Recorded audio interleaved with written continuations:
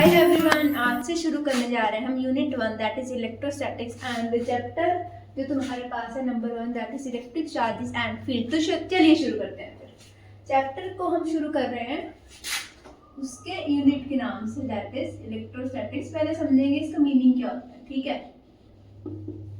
तो इलेक्ट्रो का मतलब होता है यहाँ पर चार्ज एंड स्टैटिक का मतलब होता है रेस्ट। यानी कि आप पाएंगे इस पूरे चैप्टर में, इस पूरे यूनिट में हम चार्जेस की बात करेंगे पहली बात, और दूसरी बात ये जो चार्जेस होंगे हम उनको स्टडी करेंगे रेस्ट पर, ठीक है। तो आइए फिर इलेक्ट्रोस्टैटिक्स की डेफिनेशन जान लेते हैं।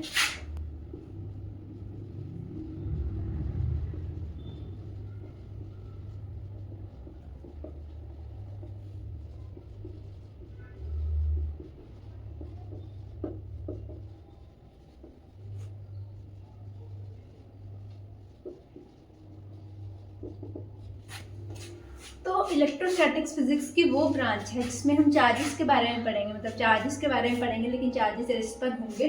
उसी ब्रांच को हम बोलते हैं इलेक्ट्रोस्टैटिक्स, ठीक है। अब जो तुम्हारे पास इलेक्ट्रोस्टैटिक्स में हमने बताया कि चार्जेस रेस्ट पर रहेंगे। अब ऐसा नहीं है कि जो चार्जेस को मोशन में लाया नहीं जा सकता, लाया जा सकता है, बिल्कुल लाया जा सकता है। और ऐसा भी नहीं है कि चार्जेस को मोशन में ला के स्टडी नहीं किया गया है, ठीक है। तो स्टडी किया गया है लेकिन फिर वो दूसरी ब्रांच में आता है फिजिक्स की, दैट इज कॉल्ड इलेक्ट्रोडायनामिक्स, ठीक है। पढ़ेंगे आगे आने वाली यूनिट्स में पढ़ेंगे हम इसके बारे में भी, लेकिन हम अभी आने वाले कुछ वीडियोस में, मतलब जब तक ये चैप्टर चलेगा तो हम पूरा फोकस सिर्फ इलेक्ट्रोस्टैटिक्स पर करेंगे, ठीक है। तो इलेक्ट्रोडायनामिक्स फिर इलेक्ट्रो का मतलब फिर वही चार्ज से रिलेटेड रहेगा, ठीक है। और डायनामिक्स का मतलब होता है, मतलब ने पढ़ा हुआ है यहाँ पर मोशन, मतलब मोशन के चार्जेस के बारे में पढ़ेंगे लेकिन फिर चार्जेस मोशन में रहेंगे, ठीक है। तो फिर चलिए शुरू करते हैं हम इसी को, ठीक है।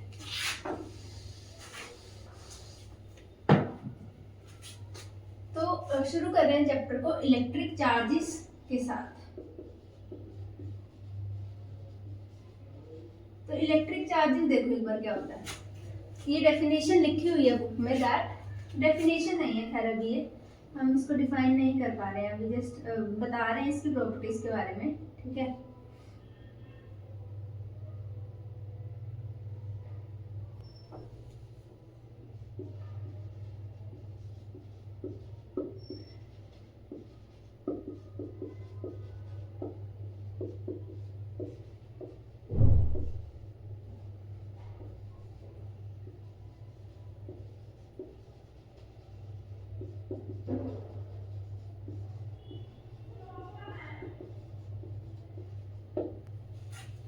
तो यहाँ पर लिखा है मैंने कि इलेक्ट्रिक चार्जेस क्या है, इंट्रिंसिक प्रॉपर्टी होती है किसकी, एलिमेंट्री पार्टिकल्स की। तो यहाँ से दो क्वेश्चन अराइज होंगे तुम्हारे मन में कि एक का तुम्हें पता होगा शायद कि या दोनों पता हो सकता है, पर फिर भी आंसर करते हैं कि सबसे पहले एलिमेंट्री पार्टिकल्स क्या होते हैं। उन्होंने बोला चार्ज क्या इंट्रिंसिक प्रॉपर्टी है किसकी, एलिमेंट्री पार्टिकल्स की। तो सबसे पहले तो ये जानना जरूरी है कि एलिमेंट्री पार्टिकल्स क्या होते हैं ना। तो चलो देख लेते हैं। तो तुम्हें पता होगा शायद से एलिमेंट्री पार्टिकल्स वो पार्टिकल्स होते हैं जिनका हम फर्दर डिवीजन नहीं कर सकते, मतलब सबसे छोटी चीज जो है ना तुम्हारे पास वो एलिमेंट्री पार्टिकल्स, उसको नाम दिया एलिमेंट्री पार्टिकल्स है ना, फिर वही फंडामेंटल पार्टिकल्स, ठीक है। तो फिर क्लास 9th की बुक में हमारे पास इसका जिक्र होता है एलिमेंट्री पार्टिकल्स का, है ना, स्ट्रक्चर ऑफ एटम्स में। फिर हमारे पास आता है कि एग्जाम्पल देख रहे हैं इलेक्ट्रॉन, प्रोटॉन और न्यूट्रॉन, है ना। अब बहुत सारे बच्चे कहेंगे कि आपने प्रोटॉन और न्यूट्रॉन क्यों लिखा है यहाँ पर एलिमेंट्री पार्टिकल्स के एग्जांपल्स में। तो आई टेल यू कि अब देखो तुम्हें ये वाली बात पता होगी, अगर नहीं पता तो जान लो कि आज भी इलेक्ट्रॉन को एलिमेंट्री पार्टिकल माना जाता है, ठीक है, ये रहा। लेकिन प्रोटॉन और न्यूट्रॉन एलिमेंट्री पार्टिकल नहीं है। इसका मतलब क्या है कि किसी और चीज से मिलके बने। सबसे पहले जान लेते हैं किससे मिलके बने। ये जो दोनों है ना, मतलब प्रोटॉन भी और न्यूट्रॉन भी फर्दर भी किसी चीज से मिलके बने हैं, that is known as the quarks, ठीक है। ये तुम्हारे सिलेबस में नहीं है ये वाला पार्ट, पर फिर भी समझ लो ये भी किससे बने हैं, क्वार्क्स, ठीक है। तो तुम्हें पता लग गया एलिमेंट्री पार्टिकल नहीं है। तो लेकिन अभी एक और बात बताती हूँ इसी के रिलेटेड। अब तुम्हें ये वाली बात पता है इसके ऊपर कितना चार्ज है, -1 है ना यूनिट, और इसके ऊपर +1, इसके ऊपर तुम कहोगे चार्ज ही नहीं है ना। तो जो प्रोटॉन्स होते हैं ना वो किससे मिलके बने हैं, क्वार्क से मिलके बने। अब ध्यान से सुनना कि जो क्वार्क्स होते हैं, ठीक है, जो क्वार्क्स है ना उस वो भी हमारे पास फिर 6 टाइप्स के पाए जाते हैं। दैट इज लिख देते हैं यहाँ पर, ये काम की बात नहीं है, मतलब वैसे तो बहुत अच्छी बात है ये वाली, मतलब इंटरेस्टिंग बात है, बट सिलेबस में नहीं है ये वाला, ठीक है, पर तुम जान सकते हो क्योंकि हम जानने के लिए ही तो पढ़ रहे हैं, है ना। तो ये होता है टॉप, जैसे up quark, down quark, charm quark, strange quark, top quark and bottom quark, ठीक है।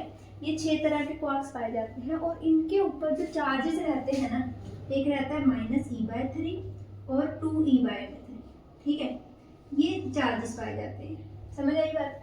तो ये मैं आपको क्यों बता रही हूँ, ये वाली चीज़ मैं आपको एज इट इज ये चार्जेस वहाँ पर लिखूंगी, क्वांटाइजेशन ऑफ चार्ज के कंसेप्ट के बारे में जब आपको बताया जाएगा, ठीक है। तो अभी के लिए मैं आपको ये वाला हिंट दे रही हूँ कि ये जो पार्टिकल्स है ना ये इंडिपेंडेंटली एग्जिस्ट नहीं करते हैं, ठीक है, मतलब प्रोटॉन और जो न्यूट्रॉन है वो उससे मिलकर जरूर बने हैं, ठीक है, लेकिन अगर हम किसी भी तरह से बहुत हाई एनर्जी देके इनको अलग कर पाए, ठीक है, कर ही नहीं सकते हम, ठीक है। तुम क्वार्क्स को इतनी एनर्जी हम दे ही नहीं सकते, सबसे पहली बात तो कि इनको अलग कर पाए, ठीक है, क्वार्क्स को अलग अलग कर पाए, ठीक है, ये इंडिपेंडेंटली एग्जिस्ट नहीं कर रहे हैं, क्योंकि समझ आई बात। तो ठीक है, हमने पढ़ लिया है एलिमेंट्री पार्टिकल्स के बारे में, ठीक है। तो लिखा है चार्ज इंट्रिंसिक प्रॉपर्टी होती है तुम्हारे पास एलिमेंट्री पार्टिकल्स की, ठीक है। फिर दूसरा क्वेश्चन आता है कि इंट्रिंसिक प्रॉपर्टी क्या होता है। तो मैं तुम्हें याद कराऊंगी, इधर आओ भाई, इनर्शिया के बारे में, है ना। इनर्शिया क्या था भाई, इंट्रिंसिक प्रॉपर्टी था ना। इंट्रिंसिक प्रॉपर्टी क्या होता है, मतलब जिसका हमें वेल नोन रीजन नहीं पता है कि ये कहाँ से आया है, ठीक है। तो फिर इसके बाद में मैंने लिखा नहीं है, मुझे लगा ही था स्पेस नहीं बचेगा, तो इसी हिसाब से मैं आपको बता देती हूँ कि जो चार्ज है ना तुम्हारे पास, अगर तुम्हारे पास किसी भी एलिमेंट के पास चार्ज हो, ठीक है, तभी हम फिर ये डिस्कस कर पाएंगे कि ये सपोज दो चार्जेस हैं, ठीक है, तो एक के पास 5 कूलम का चार्ज है और दूसरे के पास 10 कूलम का चार्ज है। अगर किसी के पास चार्ज ही नहीं होगा तो हम स्टडी कैसे कर पाएंगे, तो एक दूसरे पर फोर्स रिपल्सिव कैसे लगा पाएंगे। एज यू नो कि जो एक न्यूट्रल बॉडी लाओ अगर तुम, ठीक है, और एक चार्ज बॉडी लाओ, तो हमेशा वो दोनों क्या करेंगे, अट्रैक्ट के रिपेल अट्रैक्ट करेंगे, ठीक है। आने वाले देखते हैं, अभी थोड़ी देर में मैंने जो बोला हम देखेंगे। तो फिर हम कह रहे हैं कि हम फोर्स को स्टडी नहीं कर पाएंगे प्रॉपर्ली, मतलब repulsive nature as well as उसका अट्रैक्टिव नेचर, अगर हमारे पास जो पार्टिकल्स होंगे वो चार्ज नहीं होंगे, ठीक है। तो आने वाले चैप्टर में हम पढ़ेंगे क्या, इलेक्ट्रिक चार्जेस पढ़ लिया, ठीक है, पढ़ रहे हैं, फिर इसकी प्रॉपर्टीज़ पढ़ेंगे। फिर तुम्हारे पास आता है इसी का ही कंसेप्ट चलेगा फिर पूरा, फिर उसके बाद आता है इलेक्ट्रिक चार्ज, तो पढ़ा। उसके बाद इलेक्ट्रिक फील्ड था, उससे भी पहले हम पढ़ेंगे फोर्स के बारे में, ठीक है, और उसके बाद हम पढ़ते हैं पोटेंशियल के बारे में, ठीक है। तो चलिए शुरू करते हैं फटाफट से।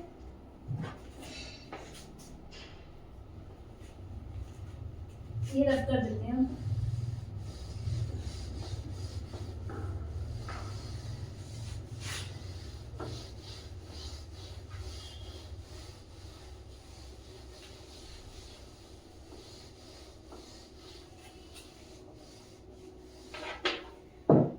अच्छा, अभी हमने पढ़ा चार्जेस के बारे में, ठीक है, इलेक्ट्रिक चार्ज के बारे में। अब तुम देखो, ये पता होगा तुम्हें, है ना, टाइप्स देख रहे हैं हम, टाइप्स ऑफ इलेक्ट्रिक चार्जेस,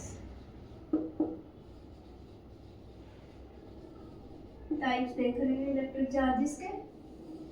तो तुम्हें पता होगा, ये मेरी बात तो बहुत बेसिक सी है, पर फिर भी ऐसे ही हम किसी भी टॉपिक को छोड़ के आगे नहीं बढ़ सकते ना। तो 2 तरह के चार्ज पाए जाते हैं, आज तक ये जाना गया है, positive charge and negative charge, ठीक है। एग्जाम्पल कंसीडर करते हैं एक बार, नेगेटिव चार्ज। अब नेगेटिव चार्ज के एग्जांपल कंसीडर करते हैं एक बार, तो सबसे स्टैंडर्ड से एग्जांपल इलेक्ट्रॉन, ठीक है। तो नेगेटिव चार्ज है क्योंकि इसके पास, फिर कोई भी आयन भी डाल सकते हैं हम, Cl नेगेटिव डाल देंगे, ठीक है, मतलब। और तुम्हारे पास पॉजिटिव चार्ज में देखो एक बार, लिख दो इसको, ये यहाँ पर एग्जांपल लिख रहे हैं इसके, क्या क्या लिखा हमने। सबसे पहले तुम्हारा प्यारा और हमारा भी प्यारा प्रोटॉन, ठीक है, प्यारा क्यों, क्योंकि हम इसके बारे में पहले से जानते हैं। अभी देखना, फिर दूसरा आ रहा है पॉजिट्रॉन, किसी का प्यारा नहीं है ये, क्योंकि पता ही नहीं इसके बारे में, है ना। और फिर उसके बाद आता है अल्फा पार्टिकल। अल्फा पार्टिकल को तुम्हें पता है हीलियम का न्यूक्लियस भी कहते हैं, ठीक है, और क्या भी कहते हैं फिर, ठीक है, अभी बता देते हो कि चार्ज कैरी करता है मेरे सामने मुझे। अच्छा ठीक है, तो हमने क्या देखा यहाँ से, प्रोटॉन, पॉजिट्रॉन और अल्फा पार्टिकल। अब आप सोच रहे होंगे प्रोटॉन के बारे में तो हमें पता है, लेकिन ये पॉजिट्रॉन और अल्फा पार्टिकल कहते हैं, इनको पता होगा ये मेरी बात, ठीक है। तो आओ इधर, इलेक्ट्रॉन और proton, positron, positron it is, ठीक है, पॉजिट्रॉन, ये है इलेक्ट्रॉन। अब ये क्या वाला है, इसको देख लेते हैं एक बार। जो तुम्हारे पास इलेक्ट्रॉन होता है ना, वो एंटी पार्टिकल है, किसका, पॉजिट्रॉन का। अब एंटी पार्टिकल क्या होता है, एंटी पार्टिकल होता है, एक टर्म डिफाइंड है, थोड़ा सा उसका जिक्र हुआ है तुम्हारे पास किताब में इसका, इसलिए हम आपको बता रहे हैं कि जो इलेक्ट्रॉन है ना, वो पॉजिट्रॉन का एंटी है, ठीक है। एंटी क्या होता है तुम्हें पता होगा ना फिर उसका, कि सपोज अगर ये जितना पॉजिटिव है ना, ये वाला, ये उतना ही नेगेटिव में प्रेजेंट होता है, तो सो दैट होल क्या बन रहा है, न्यूट्रल बन रहा है। समझ नहीं पाता एंटी क्या है। तो हम क्या कह रहे हैं कि एंटी पार्टिकल बेसिकली वो पार्टिकल्स होते हैं जिनका सारी प्रॉपर्टी सेम होगी, ठीक है, लेकिन जो चार्ज है ना वो अलग होगा। हमारे 12th क्लास के हिसाब से अगर हम जो क्या नाम था, एंटी पार्टिकल्स की डेफिनेशन देना चाहें ना, तो हम सिर्फ इतना ही दे के ख़त्म कर सकते हैं बात, कि ये एंटी पार्टिकल्स वो पार्टिकल्स होते हैं जिनके पास सिर्फ चार्ज अलग होता है, बाकी सारा कुछ यानी कि मास सेम होगा, ठीक है, और जितनी स्पीड ये एक्वायर कर सकता है उतनी स्पीड ये भी एक्वायर कर सकता है, मतलब ये सारी बातें बिल्कुल सेम होंगी। जो इसके पास है वही इसके पास है, but charge you can see, इसके पास अगर प्लस है तो इसके पास माइनस होगा, ठीक है। यही होता है एंटी पार्टिकल। वैसे फिर बहुत सारी प्रॉपर्टीज आती हैं जो थोड़ा सा डिस्टिंग्विश कर पाएंगे उसको, बट अभी हमारे सिलेबस में, मतलब हमारे सिलेबस के अनुसार इतना ही होगा, ठीक है। अच्छा फिर आते हैं, पॉजिट्रॉन देख चुके तुम। फिर हमारे पास आता है हीलियम का न्यूक्लियस। हीलियम का न्यूक्लियस तुम्हें पता है कि क्या कहते हैं इसको, यही है ना वो, ठीक है, हीलियम का न्यूक्लियस। और इसके ऊपर जो चार्ज होता है, हाँ चलो पता है तो बढ़िया, नहीं पता तो भी बढ़िया, आगे देख ही लेंगे। हीलियम का न्यूक्लियस के ऊपर देखो, यहीं से देखा था ना, एटॉमिक नंबर कितना होता है फिर इसका, Z होगा 2, तो चार्ज कितना होता है +2 ही होगा, ठीक है। इसी को कह रहे हैं हम अल्फा पार्टिकल। तो एग्जांपल्स देख चुके हम। अच्छा ये वाली बात तो फिर सबको पता होगी कि जो अगर तुम एक पॉजिटिव और एक पॉजिटिव चार्ज ले आओ, ठीक है, तो ये क्या करेंगे भैया, रिपेल करेंगे, है ना। और अगर तुम एक पॉजिटिव और नेगेटिव ले आओ तब भी ये अट्रैक्ट करेंगे, सॉरी, और दो नेगेटिव चार्ज भी रिपेल करेंगे, ठीक है, बहुत बढ़िया। फिर ये तुम्हारे पास, ठीक है, जनरल डेफिनेशन देख लिया कि भाई जो लाइट चार्जेस होते हैं वो रिपेल करते हैं, लेकिन जो तुम्हारे पास अपोजिट चार्जेस होते हैं फिर वो अट्रैक्ट करते हैं, ठीक है। ये देख लिया हमने टाइप्स ऑफ चार्जेस, अभी आएंगे हम।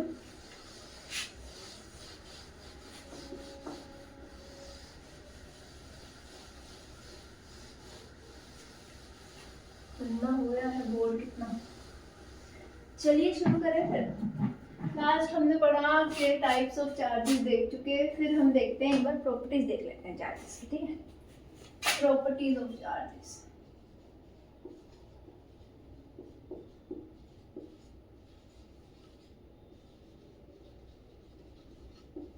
इलेक्ट्रिक चार्जेस लिख सकते हैं आप इसको, पर आई थिंक आप समझ ही गए होंगे, ठीक है। तो देखो 3 प्रॉपर्टीज बेसिक बताई गई हैं चार्जेस की। एडिटिविटी, पहले ऐसे ही लिखते हैं, जो लिखा उसी को लिख करते हैं, एडिटिविटी के स्पेलिंग तो सही है ना, ठीक है। फिर तो प्रॉपर्टीज ऑफ चार्जेस में हमारे पास सबसे पहली टर्म आ रही है, दैट इज एडिटिविटी, ठीक है। इससे पहले एक चीज जान लेते हैं कि तुम्हारे पास जो चार्ज है ना, चार्ज ये लिखा चार्ज, और इसको डिनोट हम क्यू से करते हैं, तुम्हें पता होगा ये वाली बात। तो जो चार्ज है ना उसका जो ये कौन सी क्वांटिटी है, ये कौन सी क्वांटिटी है, ये एक स्केलर क्वांटिटी, ठीक है, स्केलर क्वांटिटी। अब तुम्हें इसका यूनिट भी पता है, फिर कितना, कूलम्ब या कूलम, जो भी तुम्हें बोलना बोल देना, ठीक है। इसको सी से डिनोट कर देते हैं, फिर वही देखेंगे फिर एक स्टैट कूलम क्या होता है, ये चलते हैं आगे, ठीक है। पहले काम की बात कर रहे हैं, वो भी काम की बात है पर वो तुम्हें थोड़ा ध्यान रखना पड़ेगा ना, इसको तुम समझ लेना। अच्छा स्केलर क्वांटिटी है तो क्या होगा, अच्छा 11th में पढ़ते हैं ना फिर वेक्टर्स और स्केलर्स, ठीक है। तो फिर स्केलर क्वांटिटी क्या होता है, जो ठीक है सिंपल नंबर्स की तरह यू कैन ऐड इट, ठीक है। लेकिन जो फिर वेक्टर क्वांटिटी थोड़ा बता देते हैं। वेक्टर क्वांटिटी क्या होता है, जिसको ऐड करने के लिए you need special law of vector of addition, ठीक है। फिर तुम्हारे पास आते हैं जैसे कि ट्रायंगल ऑफ वेक्टर एडिशन, ये सब कुछ, ठीक है। लेकिन क्योंकि ये एक स्केलर क्वांटिटी है तो हम इसे सिंपल नंबर्स की तरह ऐड कर सकते हैं, ठीक है। चलिए आइए फिर एग्जाम्पल ले लेते हैं। जैसे तुम्हारे पास ये रैंडम सी बॉडी है, इसके पास एक जगह ये 2 कूलम का चार्ज रखा है और यहाँ पर रखा है 3 कूलम का, और यहाँ पर रखा फिर से 2 कूलम का, और यहाँ पर रखा फिर से 3 है प्लस, ठीक है। तो तुम बोल सकते हो कि अगर इसके एक रीजन में 2 पड़ा है, यहाँ पे 2 -3 तो तुम बोलोगे ये जो बॉडी है नेट चार्ज कितना कैरी कर रही है, फिर इसको Q1 बोल दो। चलो कोई नहीं, ऐसे लिख लेते हैं इसको, क्या Q1 बोल रहे हैं। तो नेट चार्ज कितना होगा इसके पास, नेट चार्ज होगा तुम्हारे पास 2 कूलम लिख रहे हैं, मैं इसको ऐसे याद कर रही हूँ, 3 और -3, ठीक है। कितना आएगा फिर 4, ये दोनों से हटाइए तो ये आ रहा है 5 कूलम का चार्ज, मतलब इस बॉडी पर नेट चार्ज 5 कूलम का। समझ आई बात, एडिटिविटी का क्या मीनिंग है यहाँ पर। तो अब हम चल रहे हैं आगे दूसरी प्रॉपर्टी पर, दैट इज, अभी बताएंगे, रुको पहले रब कर लेते हैं, फिर वी विल कंटिन्यू।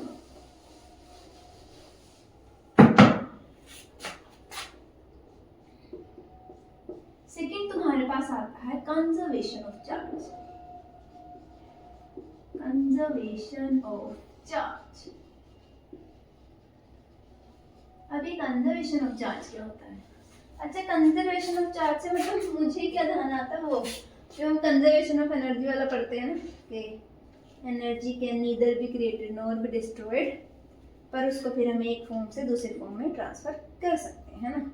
यहाँ भी हमें ये लिखना है, पता है, एक सेकंड रुको, इसको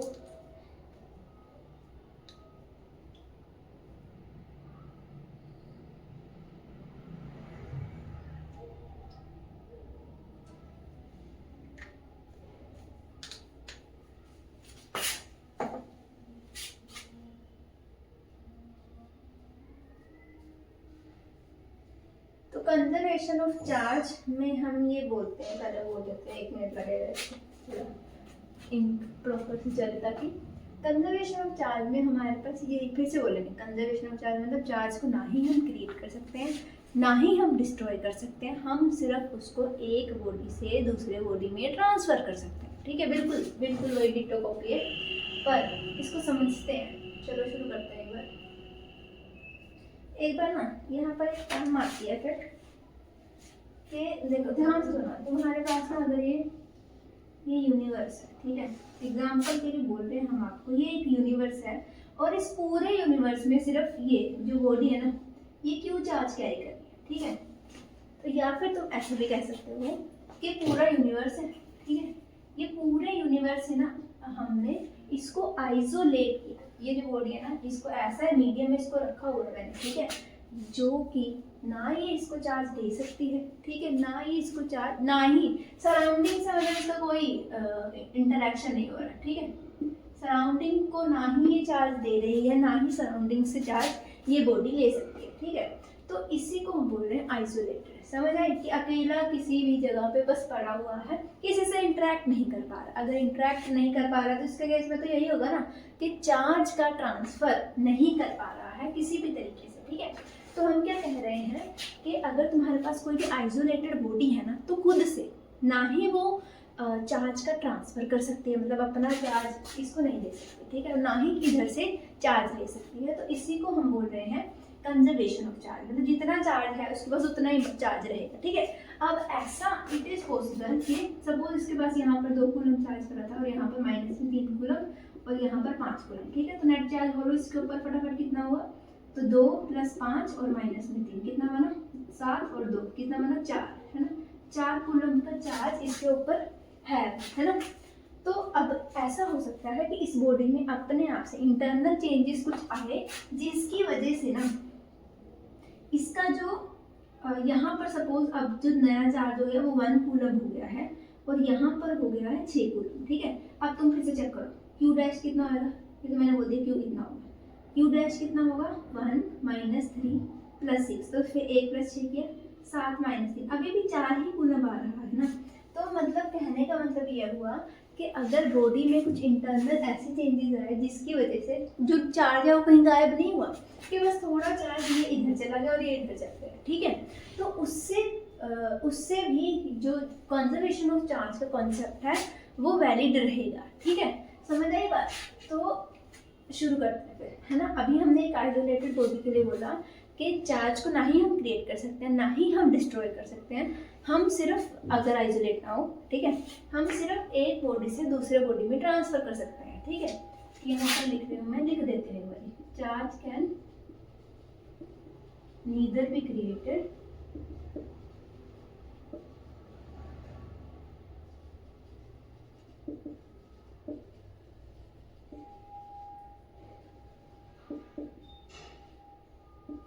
however लिख लेना यहाँ पे, it can B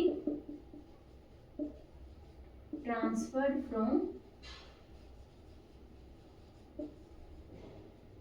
one body to another, ठीक है।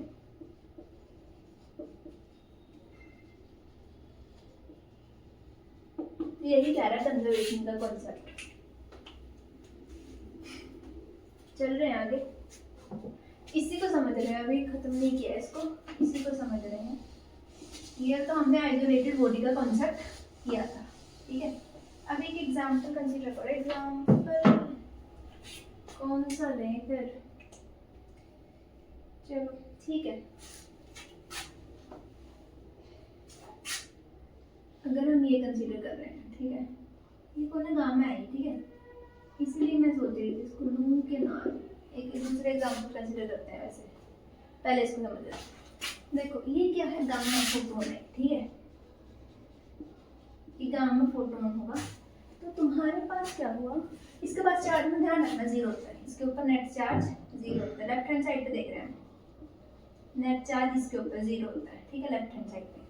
अब ना देखो ये जो गामा फोटोन होता है ना, ये क्या किया, इन दो चीज़ों में टूट गया, इलेक्ट्रॉन में, और ये वही पॉजिट्रॉन है, देखा समझ में आया, ये वाला पॉजिट्रॉन। अब ये प्रोटॉन नहीं है भाई, प्रोटॉन क्यों नहीं है, क्योंकि तुम बोलोगे उसके पास भी तो पॉजिटिव चार्ज था, तो मैं बोलूँगी ये ध्यान से सुनो तुम, जो पॉजिट्रॉन था ना, अच्छा, या फिर प्रोटॉन बोलते हैं, प्रोटॉन का पंगा समझाते हैं, प्रोटॉन, ठीक है, जो प्रोटॉन होता है ना, mass of proton is equals to B इतना कुछ होता है 1836 times the mass of neutron, ठीक है।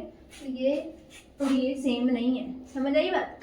तो हम क्या कह रहे हैं यहाँ से, आई एम नॉट श्योर कि मुझे लगता है ये इतना ही होगा, ठीक है, मैं श्योर नहीं हूँ इसको, बट आई थिंक कि इतना ही होगा, ठीक है।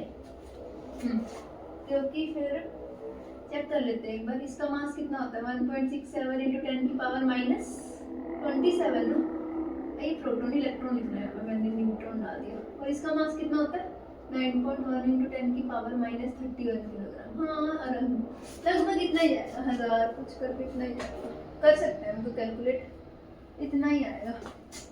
चलो फिर भी मान लेते हैं इतना ही है, तो फिर नेट चार्ज इसके ऊपर 0 है, और इसके ऊपर देखो कितना चार्ज है -1, इसके ऊपर चार्ज देखो कितना +1, ठीक है। अब तुम नेट चार्ज जब हम निकालते हैं ना, तो इसका चार्ज यहाँ पर -1 प्लस जो इसके पास था +1, तो कितना आ रहा है 0। तुम देख सकते हो कि चार्ज कंजर्व, ठीक है। तो कोई भी रिएक्शन होगी सबसे पहले वो वैलिड होगी कि नहीं, ठीक है, सबसे पहले हम उसका चार्ज चेक करते हैं, ठीक है। बहुत सारी चीज़ें और भी होती है, पर 12th क्लास के हिसाब से ये सही है कि हम चार्ज चेक कर रहे हैं, ठीक है। अभी जब आगे आगे तो सीख लेंगे। तो ये वाली रिएक्शन होगी। अब एक और रिएक्शन लिखते हैं ताकि तुम्हें थोड़ा समझ आए, इसको हटा रही हूँ, इक्वेशन यहीं पर रखी है। एक रिएक्शन लिख रहे हैं अगर हम, तो यहाँ पर आएगा न्यूट्रॉन, ये प्रोटॉन में कन्वर्ट होता है, प्लस इलेक्ट्रॉन, प्लस में ये भी एक होती है बला, वी विल सी, इसको कहते हैं एंटी न्यूट्रॉन, ठीक है। अभी ये बहुत टाइम है, लास्ट में एटम में न्यूक्लियर में आता है ये वाला, तो तुम ध्यान रखना इसके ऊपर चार्ज, अच्छा ये तुम्हें पता है कि 0, इसके ऊपर चार्ज फिर +1, ठीक है, और इसके ऊपर चार्ज -1, है ना। अभी के लिए हम कह रहे हैं कि जितने प्रोटॉन है उतने न्यूट्रॉन होता है ना, इसलिए इन पे सेम चार्ज दे रहे हैं, और यहाँ पर इसके ऊपर कोई चार्ज नहीं होता। अब देखो इसके ऊपर कितना चार्ज है 0, और इसके ऊपर चेक करो +1, और -1 कितना बना, 0 चार्ज। समझ आई? कंजर्वेशन का मतलब क्या है कि देखो ये जो बॉडी है ना, अच्छा सपोज ये गामा थी किसमें कन्वर्ट हुई, इलेक्ट्रॉन और प्रोटॉन में, लेकिन जो चार्ज है ना उसका होल चार्ज चेंज नहीं हुआ, 0 था तो अब भी 0 है, ठीक है। अरेंजमेंट ही हुई है ना किसी तरह से चार्जेस की, सो दैट कि जो होल ऑफ द चार्ज है वो उतना ही है जितना रिएक्शन के पहले था और रिएक्शन के बाद जितना है। समझ आ गई है बात, जो हम आगे चल रहे हैं। ऑलराइट, तो यही था। हाँ चलो, फिर तुम्हारे पास अगला आता है, हाँ कौन आता है अगला फिर, that is called quantization of charge, है ना। तीसरा लिख रहे हैं हम, क्वांटाइजेशन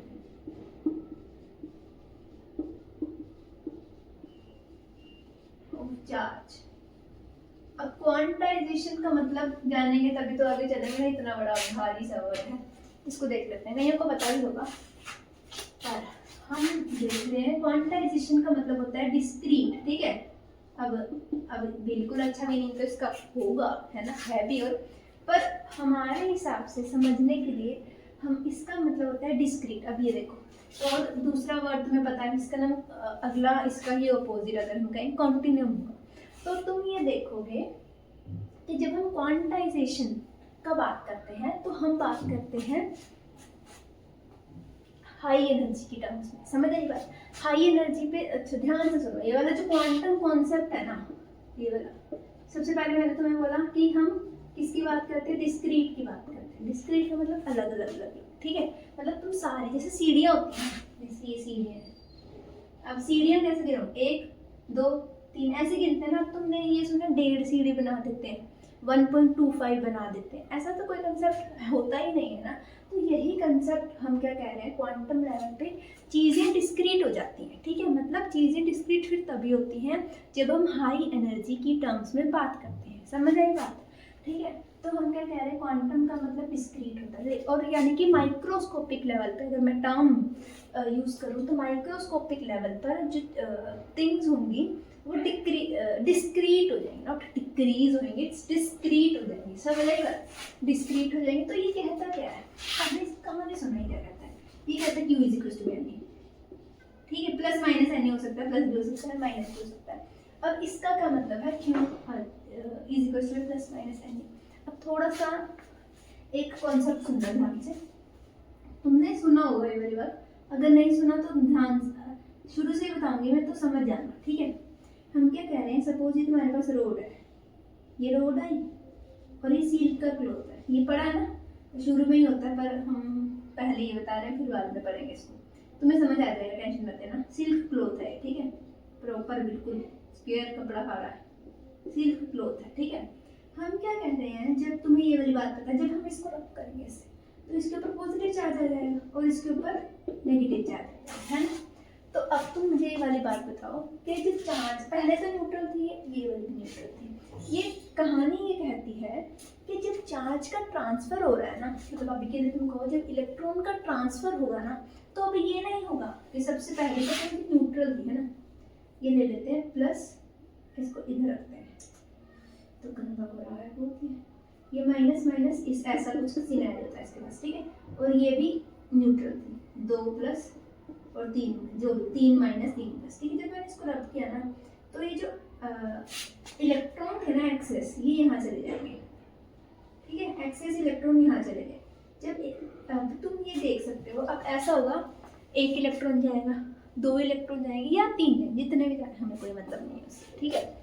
तो हम ये बात बार बार मैं तुम्हें कह रही हूँ कि जब इलेक्ट्रॉन का ट्रांसफर होगा ना, वो ऐसा नहीं है कि 1.5 हो गए या फिर 1.25 इलेक्ट्रॉन होंगे, ऐसा नहीं होगा, या तो 1 होंगे या 2 होंगे या 3 होंगे, बीच में कोई नंबर नहीं एग्जिस्ट कर रहा है भैया, 1.5 का कोई कंसेप्ट नहीं डिफाइंड है क्वांटम लेवल पे, ठीक है। तो यही ये कह रहा है, अभी समझ आई, ये क्या कह रहा है कि जो इलेक्ट्रॉन का चार्ज है ना, जो किसी भी चीज़ पे, है ना, चार्ज का ट्रांसफर या फिर जितने भी अगर हम चार्ज में डिफाइन करेंगे, तो वो यही कह रहे हैं कि वो इंटीग्रल मल्टीपल में एग्जिस्ट करेगा, किसके, चार्ज ऑफ इलेक्ट्रॉन के, ठीक है। अब तुम फिर ये डिफाइन कर सकते हो, जैसे कि जो n होगा मैंने तुम्हें बताया कितना होगा, +-1 +-2 +-3 एंड सो ऑन चलता है, ठीक है। अभी आओ फिर हम क्या कह रहे हैं, तो इसके ऊपर चार्ज देखो कितना होता है, 1.6 × 10⁻−19 कूलम, ठीक है। तो यहाँ पर आ रहा है Q। अब तुम कोई भी एग्जांपल ले लेना, तुम्हें समझ आ जाएगी वाली बात। मैं लेती हूँ एक बार एग्जांपल, ठीक है। सपोज मेरे पास जो Q है ना, क्या लूँ, इसका मल्टीपल लेके देखते हैं एक बार, ये लेते हैं एक बार, 32 × 10⁻, डिफाइन कर लेते हैं 20 कूलम है, ठीक है। ऐसे कुछ भी ले लिया, मैंने सोचा भी नहीं है लेने से पहले, ये आ गया इतना, ठीक है।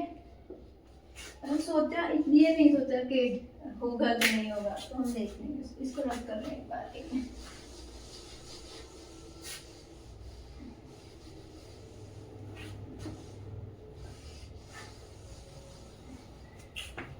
इसको सॉल्व कर लेते हैं, 32 × 10⁻−20 ओवर में 1.6 × 10⁻−19, ठीक है। कूलम कूलम, ठीक है। तो फिर n तो यूनिटलेस आएगा ना यहाँ से, तो ये देखो ये यहाँ गया 10 है ना, उसके बाद ये कितना आ रहा है, 2, ये आ रहा है 2 × 10⁻, कितना आएगा, -19, ठीक है। ओवर में नीचे क्या पड़ा है, 10⁻−19। बिल्कुल बेसिक से इसलिए कर रही हूँ ताकि समझ आ जाए, इसलिए। और 10⁻0, ठीक है, यही आ रहा है। n कितना आ रहा है, 2। तो पॉसिबल है क्या, हाँ जी बिल्कुल पॉसिबल है। अगर तो n पॉसिबल है, देखो n मतलब इतना चार्ज किसी भी बॉडी पे होना पॉसिबल है, समझ आइएगा। तो अब तुम ये वाली यहीं से ले लेते हैं, तुम किसी को तुम 31 कर लो, 31 करो इसको, या 30 कर लो, कुछ भी कर लो, ऐसे 30 कर लेते हैं, चलो 30 किया, तब क्या बनता केस, तब तुम्हारे पास आता है 30 × 10⁻−20 ओवर में 16 × 10⁻1.6 सॉरी है ना, -19, ये था यहाँ पर n, ठीक है। तो यहाँ से आ रहा 30 × 10⁻−19 आ गया था, तो यहाँ पर आ रहा 16 × 10⁻−19, ठीक है। यहाँ से आ रहा है कितना, किस पे कट रहे हैं, ये आ रहा है 8, 15, बस इतना ही कट रहा है, उसके बाद तो जाएगा ना। अब देखो इसको सॉल्व करो, पॉइंट्स पे जाएगा ना, तो हम बोलेंगे कि this much amount of charge can not exist on any body, ठीक है। समझ आई बात की क्वांटाइजेशन का कॉन्सेप्ट क्या था। उससे पहले हमने पढ़ा था कंजर्वेशन ऑफ चार्ज, और उससे पहले क्या पढ़ा था हमने, एडिटिविटी, है ना। तो अभी हम फिर शुरू कर रहे हैं किससे, तीनों चीज़ें पढ़ ली इसकी, चलो आगे शुरू कर रहे हैं। ये वाला देखो ध्यान से, हमने पॉजिट्रॉन पढ़ लिया, प्रोटॉन पढ़ा, इलेक्ट्रॉन पढ़ा, ठीक है, ठीक है। बेसिक बेसिक चीज़ें मतलब जो हमें दिक्कत देख सकती थी हमने कर ली है, ओके। अभी हम देख रहे हैं वेज ऑफ चार्जिंग, ठीक है। किसी भी ways of charging in neutral voltage, ठीक है।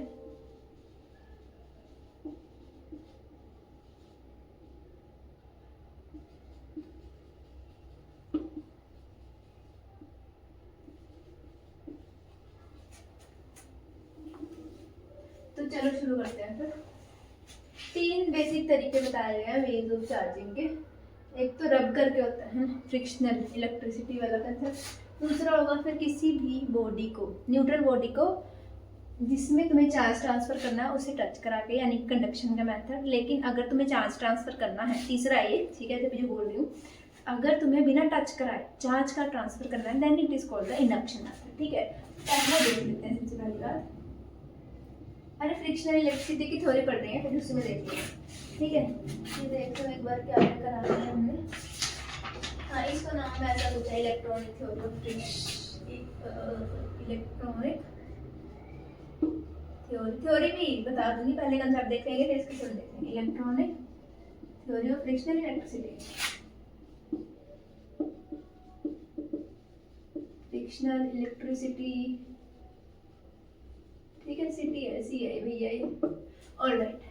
तो एक बार एग्जांपल स्टैंडर्ड सा तुम्हें बताइए, अभी भी लिया था मैंने 2 मिनट पहले, कि अगर तुम्हारे पास ये ग्लास रोड है, ठीक है, ये ग्लास रोड है, पहले तो न्यूट्रल थी, फिर ये था तुम्हारे पास ऐसे रैंडम से सिल्क का क्लॉथ, ठीक है। जब तुम इसको इससे टच कराओगे, रब करोगे, अच्छे से हीट प्रोवाइड करोगे, तब क्या होगा, यहाँ से ये भी न्यूट्रल है, ठीक है, ये भी प्लस माइनस ऐसा कुछ सिनेरियो सा बना हुआ है इसके अंदर। तब क्या होगा यहाँ से, अच्छा इसको बताना चाहिए वो देखते हैं, तो दो टर्म समझते हैं। फिर तुम्हारे पास मैं बता रही हूँ कि एक तो एटम तुम्हें पता होगा, ये वाला तो मुझे बताने की नीड नहीं है। दूसरा है वर्क फंक्शन, ठीक है। एटम तुम्हें पता है, बेसिक सा, बेसिक तो नहीं है, खैर बेसिक नहीं है, सच में बोला नहीं है, क्योंकि इसका जो मतलब इसको स्टडी करना इतना मुश्किल है, इतनी हाई एनर्जी हमें देनी पड़ती है उस प्रोटॉन को देखने के लिए, ठीक है। इसलिए मैंने बोला कि बेसिक होके भी बेसिक नहीं है, अगर 9th क्लास से पढ़ते आ रहे हैं फिर भी। चलो, भ्रम है इसके अंदर बहुत सारे कि इलेक्ट्रॉन इसके अराउंड घूम रहे हैं, है ना, शेल में। ये रहा, यहाँ पर हम भी कह रहे हैं कि इलेक्ट्रॉन जिसके अराउंड घूम रहे हैं, चलो पहले शेल में 2 रख लेते हैं, है ना। फिर आएंगे बहुत सारे 8 आ रहे हैं, सिर्फ अभी के लिए 3 रखें, ठीक है। कितने भी हो सकते हैं ना इसमें तो। अच्छा, आउटर मोस्ट शेल नहीं होती है। अच्छा, अभी हम क्या कह रहे हैं यहाँ पे, हाँ, एटम को डिफाइन किया, सिर्फ एक सेंटर में न्यूक्लियस होता है और इलेक्ट्रॉन इसके अराउंड रिवॉल्व करता है। वर्क फंक्शन का कंसेप्ट तुम्हें पता होगा, फिर भी हमें रिवाइज करना पड़ेगा क्योंकि हमें इसमें इसको पढ़ना है, ठीक है, इसमें इसका यूज आएगा। वर्क फंक्शन देखो, तुम्हारे पास सपोज ये है एक और ये है, ठीक है, 2 मेटल। अब तुम्हें कोई ये बोल के चला गया कि इसका वर्क फंक्शन बड़ा है इससे, बताओ इसका मीनिंग क्या है। तो हम कहेंगे, अच्छा वर्क फंक्शन था क्या, पहले देखो ये क्या कह रहे हैं, मैंने इसको बीम दी, बीम ऑफ लाइट दी, ठीक है। मैं इस बीम को कितनी एनर्जी दूं सो दैट ये इलेक्ट्रॉन बाहर आ जाए, ठीक है, ये इलेक्ट्रॉन नॉकआउट कर दे, तो मैं कितनी एनर्जी दूं, इसी को हम बोलते हैं वर्क फंक्शन, ठीक है। मिनिमम एनर्जी जो मुझे अपनी बीम को देनी पड़ेगी सो दैट वो इलेक्ट्रॉन को नॉकआउट कर दे, समझ आई बात, तो उसी को हम बोलते हैं वर्क फंक्शन, ठीक है। अब तुम्हें फिर से क्वेश्चन पे ये बोल के चला गया कि इसका वर्क फंक्शन ज़्यादा है, इसका वर्क फंक्शन कम, तो क्या मीनिंग है। अगर इसका वर्क फंक्शन ज़्यादा है ना, तो क्या होगा कि इसका तुम्हें इलेक्ट्रॉन निकालना मुश्किल होगा, ठीक है। मतलब इसके इलेक्ट्रॉन निकालने में तुम्हें उतनी ही ज़्यादा एनर्जी की ज़रूरत होगी, ठीक है। वाइल इसका इलेक्ट्रॉन बड़ी इसके कंपैरिजन में जल्दी निकल जाएगा, समझ आई बात। तो यहाँ सिनेरियो भी यही काम कर रहा है। तो जब तुम इसको रब करोगे, अच्छे से रब करोगे, तो होगा क्या यहाँ से, जो देखो उससे भी पहले तो जो इलेक्ट्रॉन्स है ना, ट्रांसफर सिर्फ वही करते हैं, जो प्रोटॉन्स हैं वो जो पॉजिटिव चार्ज है, फिलहाल आई विल से दिस कि जो पॉजिटिव चार्ज है वो फ्लो नहीं करता है, या फिर उसको यहाँ से यहाँ फ्लो करवाना बहुत मुश्किल है। क्यों, फिर कहानी बताई थी ना, क्योंकि उसका मास बहुत ज़्यादा होता है, ठीक है, इसलिए उसको हिलाना मुश्किल होगा। तो हम क्या करेंगे, मैंने इसको इससे रख दिया तो क्या होगा, एक्सेस इलेक्ट्रॉन यहाँ से उठ के यहाँ चले गए, ठीक है, टच कराया हुआ है ना, तो एक्सेस सच में ट्रांसफर हो गया है इलेक्ट्रॉन्स का। तो वही हम कह रहे हैं। अब तुम मुझे ये बात बताओ, तो थोड़ी देर बाद तुम कहोगे कि पॉजिटिव बन गई वाइल ये नेगेटिव बन गई, है ना। तो अब तुम मुझे बताओ कि इसका वर्क फंक्शन ज़्यादा था कि इसका वर्क फंक्शन ज़्यादा था। हाँ, इसी का वर्क फंक्शन ज़्यादा है ना, इसका वर्क फंक्शन, इसको भी बोल देते हैं, इसको ये बोल देते हैं। फिर ये देखो, समझ आएगी बात, इसका वर्क फंक्शन ज़्यादा था, इसका कम था, तभी मुझे इलेक्ट्रॉन निकालने इसमें से ईजी हुए, वह इसमें से मुझे बहुत मुश्किल होगी अगर मुझे निकालने पड़े, ठीक है। मतलब ज़्यादा एनर्जी देनी पड़ेगी, ज़्यादा हीट तुम्हें प्रोवाइड करनी पड़ेगी, बेसिकली यही है। लेकिन अगर तुम इसके साथ कॉन्टैक्ट में लाओगे तो हमेशा ही ये पॉजिटिव एक्वायर कर देगा, वाइल ये नेगेटिव, ठीक है। रीजन मैंने तुम्हें अभी बता ही दिया है, ऑलराइट, ठीक है। तो यही था फ्रिक्शनल इलेक्ट्रॉनिक थ्योरी और फ्रिक्शनल इलेक्ट्रिसिटी में भी यही कहानी तुम्हें लिखनी है, ठीक है। फिर हमारे पास सेकंड आता है चार्जिंग बाय, इस वीडियो में बस यहीं तक करेंगे, चार्जिंग बाय इंडक्शन, ठीक है। फिर चार्जिंग बाय कंडक्शन हम अगली वीडियो में कवर करेंगे, जिसमें हम जो मेटल्स वाले एग्जाम्पल थे, मेटल बोलते ए बी और सी डी, इसको इससे टच कराया, उसको इससे कॉन्टैक्ट में लेके आए, ठीक है। तो उसके साथ उसको कवर करेंगे, वरना वीडियो बहुत लंबी हो जाएगी। तो हम शुरू कर रहे हैं second method, that is called charging by conduction, ठीक है। सॉरी, इंडक्शन कर रहे हैं हम, चार्जिंग बाय इंडक्शन।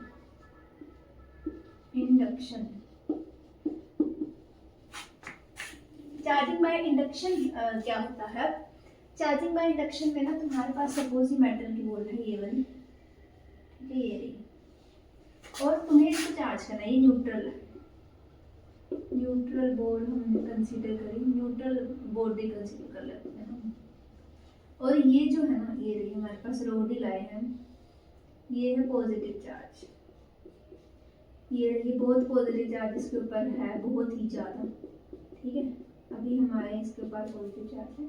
तो जब तुम सपोज, अभी एक बार सुनना ध्यान से, अगर तुमने मेरे को बात बताओ ये न्यूट्रल बॉडी कंसीडर करें, क्या इसके पास चार्ज है या नहीं है? तुम बोलोगे नहीं है ना, ये कैसे क्वेश्चन होगा? अब ध्यान से सुनना कि चार्ज जीरो है क्या? तुम बोलोगे हाँ जीरो ही तो है, तभी तो ये न्यूट्रल है। ध्यान से सुनना, अब ऐसा नहीं है कि इसके पास चार्ज नहीं है, इसके पास चार्ज है। सपोज 2 पॉजिटिव, ठीक है। अब तुम बोलोगे तो पॉजिटिव हो गई, बोलोगे रुको बेटा रुको, ये नेगेटिव है। तो देखो, तो whole of the charge neutral हो रहा है, मतलब कि summation of charges is equal to 0, ठीक है। मतलब नेट चार्ज इसके पास 0 है, नेट चार्ज 0 है, ठीक है। समझ आई वाली बात है ना? तो अब मैंने तुम्हें बोला चार्ज तो है, तो इस कुछ इस तरह से अरेंजमेंट बॉडी के अंदर हो रहा है चार्जेस का, सो दैट नेट चार्ज ही 0 आ रहा है, ठीक है। तो पहली वाली बात, जब तुम ये पॉजिटिव रोड है ना, इसके पास आ जाएगी, ये न्यूट्रल है, तो क्या होगा, ये अपनी तरफ इलेक्ट्रॉन को अट्रैक्ट कर लेगा, वाइल ये जो पॉजिटिव चार्जेस है वो कोना पकड़ लेंगे, मतलब एकदम साइड में हो जाएंगे। हमें इसका, हम रिपल्शन बेसिकली ये फील कर रहे होंगे ना, ये अट्रैक्शन फील करेंगे, ठीक है। तो बिल्कुल जितना भी एंड पे जा सकते हैं वो चले जाएंगे, ठीक है, मतलब ओके। फिर हम जा रहे हैं यहाँ से, तो होगा क्या यहाँ से? तो अब तुम पाओगे कि अब ऐसा कर सकते हैं, तो ये मैं को पहले यूजुअली कंडक्शन डिस्कस करने की आदत है ना, तो वही थोड़ा दिमाग में घूम रहा है। तो होगा क्या यहाँ से, तो अब तुम जैसे ये रोड हटा दोगे, अब ऐसा नहीं है कि ये जो बॉडी है वो चार्ज हो जाएगी, है ना। तो फिर से ये रैंडम अरेंजमेंट कुछ इस तरह से हो जाएगा, सो दैट नेट चार्ज फिर से 0 हो जाएगा, है ना। तो सेकेंड सिनेरियो फिर ये बनता है कि इसको हटाएं कैसे, है ना, मतलब इसको जो है हम न्यूट्रल बॉडी को चार्ज बॉडी बनाएं कैसे, है ना। तो हमारे पास हम कहते हैं कि ये बोर्ड है ना तुम्हारे पास, ये सिनेरियो, इसको यहीं पर सीखना कर लेते हैं कि हम इसको ग्राउंड कर देते हैं, ठीक है।